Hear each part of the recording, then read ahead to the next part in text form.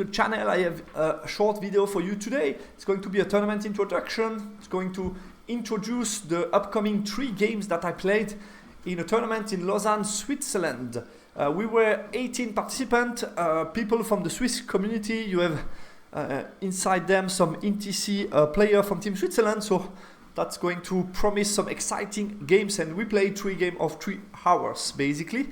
Primary was just rolled randomly, and yeah, that's about it.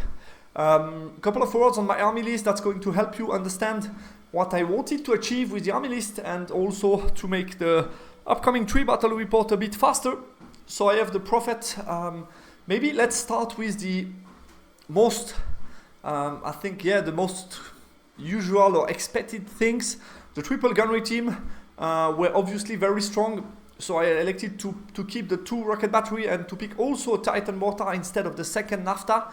So I have the 4 war machine, but a little change, which allows me to get another block of immortal in special. So I went with double immortal, 1 big and 1 smaller, which is going to include the gunnery team. Then we have 2 times the Citadel Guard in core, which I like a lot.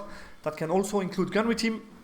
And then for the 5th scoring, because I wanted to have 1 scoring more, I felt that something I was missing, and mainly a little bit more mobile scoring, I went with stroke enforcers that are going to be also a possibility for my overlord to be hidden in a unit in case I face cannon.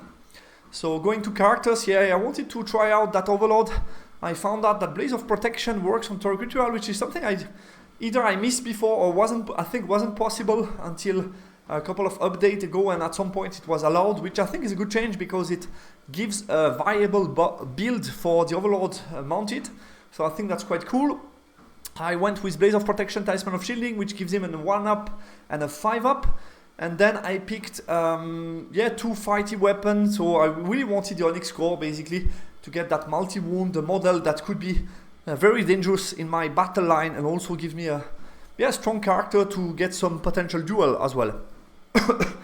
And then to finish the list, I have a very cheap BSB, just to 3-up Golden Needle of Shamut. And for the Prophet, basically I had to find a solution to get the Onyx core working.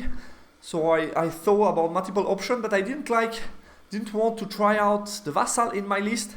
So I elected to pick Pyro to get Cage of Embers, which gives flaming weakness, I think 36-inch range if I'm not mistaken, and also Hereditary with 36-inch range. So I felt between those 2 spells I should be able to get Onyx core working. Basically that's my idea.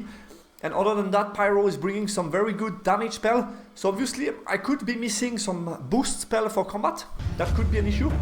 But I think the added damage output is a welcome touch to the list. So looking forward how that's going to work. Guys, that's all for this short video.